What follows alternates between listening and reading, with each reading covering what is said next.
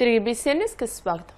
YCP నాయకులు కార్యకర్తలే లక్ష్యంగా కూటమి ప్రభుత్వం దారుణమైన కక్ష సాధింపు చర్యలకు పాల్పడుతుందని మాజీ మంత్రి అంబటి రాంబాబు తీవ్ర స్థాయిలో ధ్వజమెత్తారు. సాధారణ వ్యాపార లావాదేవీల వివాదాన్ని రాజకీయ కుట్రగా మలిచి గుంటూరు మాజీ ఎమ్మెల్యే మహమ్మద్ ముస్తఫాపై అక్రమ కేసులు బనాయించారని ఆయన మండిపడ్డారు. గుంటూరులో నిర్వహించిన మీడియా సమావేశంలో ఆయన మాట్లాడారు. రాష్ట్రంలో వైసీపీని రాజకీయంగా ఎదుర్కోలేక కూటమి ప్రభుత్వం అనేక కుట్రలు చేస్తుందని ఆయన అన్నారు. ఆ దిశలోనే తమ పార్టీ నగర అధ్యక్షురాలు నూరి ఫాతిమా, ఆమె తండ్రి 2 సార్లు ఎమ్మెల్యేగా పనిచేసిన ముస్తఫాపై ప్రభుత్వం పోలీసులతో దౌర్జన్యాలు చేయిస్తుందని, ఎన్ని కేసులు పెట్టినా వైసీపీ పోరాటం ఆగదని అంబటి రాంబాబు తేల్చి చెప్పారు. వారి కుమార్తెైన మా గుంటూరు టౌన్ వైఎస్ఆర్సీపీ అధ్యక్షురాలు ఆమె కూడా ఒకసారి మాట్లాడింది. ఆయన మీద ఒక కేసు రిజిస్టర్ చేశారు నూజివీడులో 27వ తారీఖున. అది ఈ మొత్తం ఎఫ్ఐఆర్ చదివితే ఎవరికైనా అర్థమవుతుంది. ఇది ఒక వ్యాపార సంబంధమైన లావాదేవీల్లో వచ్చినటువంటి క్రైమ్. దీనిలో సూర్యచంద్రం కడిమి అనే ఆయన పొగాకు వ్యాపారం చేస్తాడు. రైతుల దగ్గర నుంచి కొని అమ్ముతుంటాడు. ముస్తఫా గారు కూడా రైతుల దగ్గర నుంచి డైరెక్ట్గా కొనడంతో పాటు ఇలాంటి వాళ్ళ దగ్గర నుంచి కూడా తీసుకుంటూ ఉంటాడు. ఇది నిత్యవారి ఆయన వ్యాపారంలో జరుగుతున్నటువంటి కార్యక్రమం.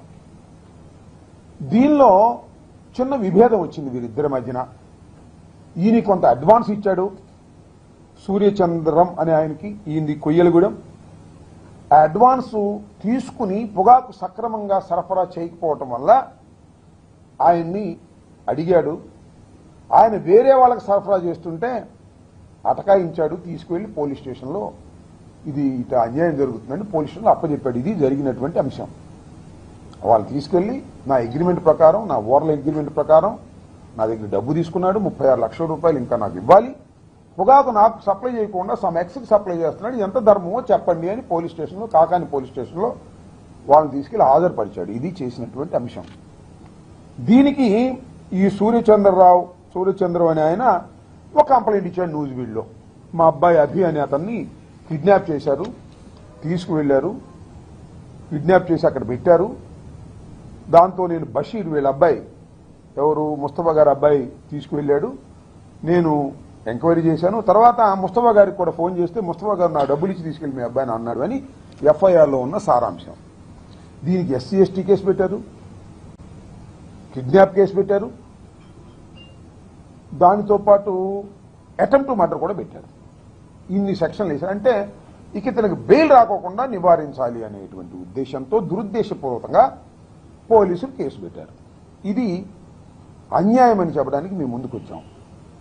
ఎందుకంటే మహమ్మద్ ముస్తఫా రాజకీయాల్లోకి వచ్చిన తర్వాత ఓటమి పొందలేదు. గుంటూరు 1 and 2లో గుంటూరు 2 ఓడిపోయినప్పుడు కూడా మహమ్మద్ ముస్తఫా గెలిచాడు. అంతేకాదు తాడికొండ సర్పంచ్గా తన జీవితాన్ని ప్రారంభించాడు. రెండవసారి 151 సీట్లు గెలిచినప్పుడు కూడా గెలిచాడు. మొన్న మాత్రం పోటీ చేయలేదు. వాళ్ళ అమ్మాయికి అప్పచెప్పి వ్యాపారం చూసుకుంటున్నాడు. మీరు 10 సంవత్సరాలు అపోజిషన్లో ఉన్నప్పుడు, అధికారంలో ఉన్నప్పుడు ఏ రోజు కూడా ముస్తఫా తప్పు చేసినటువంటి సందర్భం లేదు. నేనున్నా కాస్త ఎప్పుడన్నా అగ్రెసివ్గా మాట్లాడతాం కానీ ముస్తఫా అసలు అగ్రెసివ్గానే మాట్లాడు. మంచితనానికి మారుపేరు.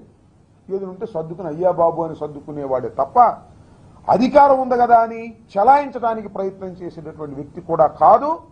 మీ అందరికీ తెలుసు, గుంటూరు ప్రజలందరికీ తెలుసు, రాష్ట్రంలో చాలా మందికి తెలుసు. మైనారిటీస్కి సంబంధించినటువంటి వ్యక్తి. ఆయన మీద ఎందుకు కక్ష పెట్టారో నాకు అర్థం కాల. చంద్రబాబు నాయుడు గారు కక్ష పెట్టాడా? లోకేష్ గారు కక్ష పెట్టారా? లేదు, ముస్తఫా గారి అమ్మాయి ఇక్కడ యాక్టివ్గా టౌన్ ప్రెసిడెంట్గా ఉంది కాబట్టి రాజకీయంగా అణచాలనేటువంటి ఏదైనా ప్రయత్నం చేస్తున్నారా అనేటువంటి అనుమానాలు మాకు మెండుగా కలుగుతాయి.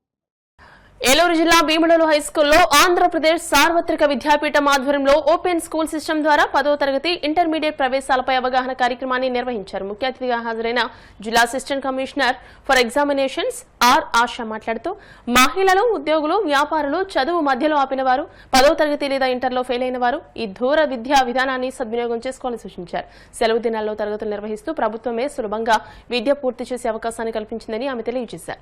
ప్రస్తుత విద్యా సంవత్సరానికి అడ్మిషన్లు ప్రారంభమైన ప్రారంభమైనందున సమీప మండల విద్యాశాఖ కార్యాలయాలు పీఎం శ్రీ పాఠశాలను సంప్రదించాలని ఆమె సూచించారు. లేదా మన నైబర్స్ లేకపోతే మన చుట్టూ ఉన్న వాళ్ళు మెయిన్ అందరికీ ఏంటంటే మీకు పిల్లల్ని తీసుకొచ్చే పేరెంట్స్ వాళ్ళ మదర్స్ ఎవరు ఉంటారు, వాళ్ళు యాక్చువల్గా ఏం చేయకుండా ఉన్న వాళ్ళు కూడా ఉంటారు. సో వాళ్ళకి ఏంటంటే కనీసం 10th క్లాస్ ఎగ్జామ్ రాయడానికి వాళ్ళు ఎటువంటి స్కూల్స్ కూడా వెళ్ళని వాళ్ళకి కూడా ఎలిజిబిలిటీ ఉంది. వాళ్ళు కనీసం ఏంటంటే 15 సంవత్సరాలు నిండుండాలి, అంతే. 14 సంవత్సరాలు నిండుండి 15 సంవత్సరాలు ఇచ్చుంటే 10th క్లాస్ రాయొచ్చు. 15 సంవత్సరాలు కంప్లీట్ అయిపోయి ఉంటే ఇంటర్మీడియట్ కూడా దానికి కూడా అప్లై చేసుకోవడానికి మంచి అవకాశం ఉంది. నేను ఇప్పుడు ఎందుకు చెప్తానంటే ఇప్పుడు మనం ఎస్ఎస్సి రెగ్యులర్ స్టూడెంట్స్ అన్నది ఎలాగో అందరూ వాళ్ళ ఫాలోఅప్ ఉంటుంది, అంతా బాగానే ఉంటుంది. ఓపెన్ స్కూల్కి సంబంధించి ఇది ఉంది అన్న విషయం కూడా చాలా మందికి తెలియదు.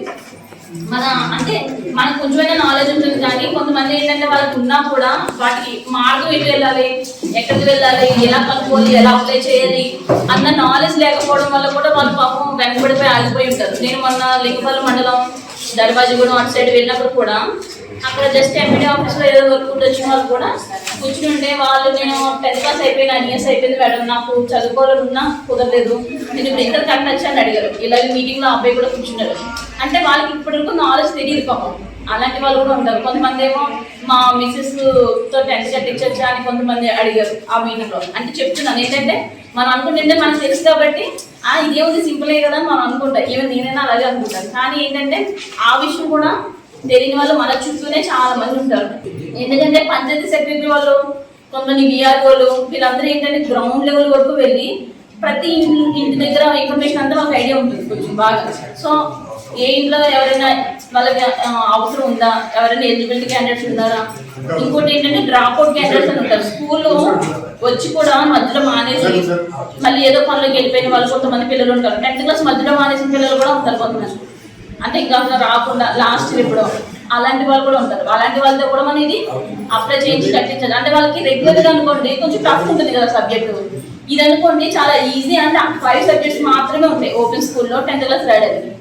ఇంకొక మంచి అవకాశం ఏంటంటే ఎవరైనా 10th క్లాస్ చదివారు, వాళ్ళు సరిగ్గా చదవలేక 2 సార్లు కట్టారు, 3సారి కట్టారు, ఎగ్జామ్ రాయలేకపోయారు, వాళ్ళు కాస్త అంటే పాస్ అవ్వలేదు, ఏవో 2 సబ్జెక్టులు ఉండిపోయాయి, వాళ్ళకి బోర్ కొట్టి వదిలేస్తారు ఒక్కొక్కరు. అలాగా 5 years లోపు ఎవరైనా సరే ఉండుంటే, అంటే ఒక 3 years back 10th class fail అయిపోయి వదిలేసిన వాళ్ళు ఉంటే వాళ్ళకి ఈ 5 సబ్జెక్ట్స్లో 2 సబ్జెక్ట్స్ కూడా ఎగ్జామ్షన్ ఇస్తారు. మంచి అవకాశం. ఎందుకంటే వాళ్ళు 3 సబ్జెక్ట్స్ రాస్తే చాలు, అది కూడా చాలా ఈజీగా ఉంటుంది పేపర్. మనకి ఎస్ఎస్సీలో కూడా టఫ్గా కూడా అస్సలు ఇవ్వరు. పైగా వాళ్ళు రెగ్యులర్గా స్కూల్కి రావాల్సిన అవసరం కూడా అస్సలు లేదు. కేవలం సండేస్లో క్లాసెస్ జరుగుతుంటాయి, ఆ క్లాసెస్ మాత్రం అటెండ్ అయితే చాలు. అన్ని క్లాసెస్కి ఒకవేళ అటెండ్ అవ్వలేకపోయినా కూడా కొన్ని క్లాసెస్ మిస్ అయినా సరే మనకి ఎలిజిబిలిటీ ఉంటుంది 10th క్లాస్ రాయడానికి. ఏడాది కుంభవృష్టి వర్షాలు కురుస్తాయని మాతంగి స్వర్ణలత తెలిపారు. సికింద్రాబాద్ ఉజ్జయిని మహంకాళి బోనాల ఉత్సవాల్లో ప్రధాన ఘట్టమైన రంగం కార్యక్రమాన్ని ఘనంగా నిర్వహించారు. ఇందులో భాగంగా మాతంగి స్వర్ణలత భవిష్యవాణి వినిపించారు. కుంభ వర్షాలతో ప్రజలు కొట్టుకుపోయే పరిస్థితి ఉందని, ప్రాణ నష్టం, అగ్ని ప్రమాదాలు సంభవిస్తాయని హెచ్చరించారు. వావి వరుసలు లేకుండా జనాలు ప్రవర్తిస్తారని భవిష్యవాణి మాతంగి స్వర్ణలత తెలియజేశారు. 2 మాసాలు అయిపోయింది, 2 వర్షాలు కూడా అయిపోయింది. నా విగ్రహ ప్రతిష్ఠ చేస్తానని మాట తీసుకుంటున్నారు, కానీ మీరు మాత్రం చెయ్యట్లేరు. మీరు కానీ నా ఆగ్రహానికి మీరు గురి అవుతున్నారు. ఇప్పుడు మాత్రం నేను మీ మాట ప్రకారమే నేను 7 ఏళ్ళు నేను సంతోషంగా ఆనందంగా సరిపెట్టుకుంటున్నాను. నా బాలవచలందరినీ నేను ఏ ఆపద వచ్చినా నేను కాపాడుతున్నా, నేను ఏ ప్రమాదాలు వచ్చినా కానీ కాపాడుతున్నా నేను. మీరు మాత్రం నా మాటకు మాత్రం ఆచరించట్లేరు. మీరు అది మాత్రం మీరు నాకు ఆ గ్రహానికి ఇస్తుంది. ఆచరించకపోవడం అనేది ఏం లేదు తల్లి. ఎసురుబాటు లేక ప్రతిష్ట చేయలేకపోతున్నామే తప్ప చేయకూడదనేది ఇట్లా కాదు తల్లి. ఒకటి 2 అడ్డుపుల్ల వేసినందువల్ల ప్రతిష్ట ఆగిపోయింది. ఎవరు అడ్డుపుల్ల వేసినా గాని తొలగించేదాన్ని నేను ఇంకా మాత్రం నేను ఊరుకోను. నేను ఎవరు అడ్డొచ్చినా నేను వాళ్ళను మాత్రం తీసుకుపోయేదే కానీ వాళ్ళకు నేను చుక్కలు చూపిస్తాను. ఇంకా మాత్రం నేను మాత్రం ఊరుకోను బాలక. వాడి పంటలేగా దానికి సమానంగా ఉన్నది బాలకు. గత ఏడు చెప్పినట్టు ఈ ఏడు కూడా మీకు వర్షాలు మాత్రం వర్షాలు ఉన్నాయి. జనాలు మట్టుకు జాగ్రత్తగా ఉండాలి. కొట్టుకుపోయే ప్రమాదం కూడా ఉన్నది. అగ్ని ప్రమాదాలు ఉన్నాయి. వర్షాలు ఏడేడు కాదు, ఈ ఏడు భారీగా ఉన్నాయి. జనాలు మట్టుకు సగానికి సగం కొట్టుకుపోతూనే ఉంటారు. వాళ్ళకు ప్రాణ నష్టం కూడా జరుగుతుంది.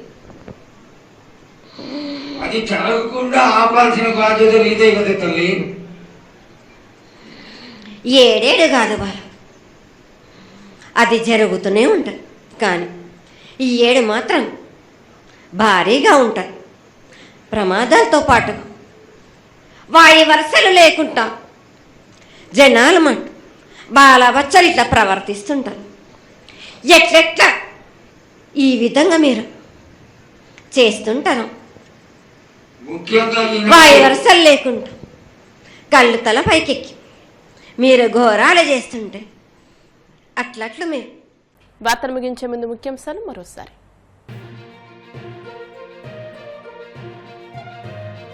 ఎల్నినో ప్రభావంతో రాష్ట్రంలో నెలకొన్న వర్షాభావ పరిస్థితులపై సీఎం చంద్రబాబు సమీక్ష. తాగునీటి ఎద్దడి తలెత్తకుండా చూడాలని అధికారులకు ఆదేశం.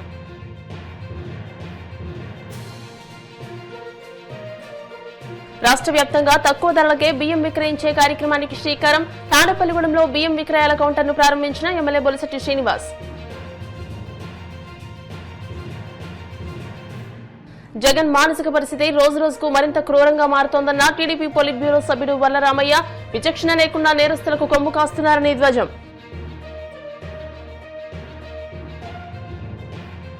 అక్రమ కేసులతో వైసీపీ నాయకులపై కూటమి సర్కార్ వేధింపులకు పాల్పడుతోంది. ప్రభుత్వ తీరుపై తీవ్రంగా మండిపడ్డ మాజీ మంత్రి అంబటి రాంబాబు. ఈ వార్తలు ఇంతటితో సమాప్తం. మరిన్ని వార్తల కోసం BCN digital YouTube channel, Facebook page ని ఫాలో అవ్వండి. అప్డేటెడ్ వార్తల కోసం ప్లీజ్ సబ్స్క్రైబ్.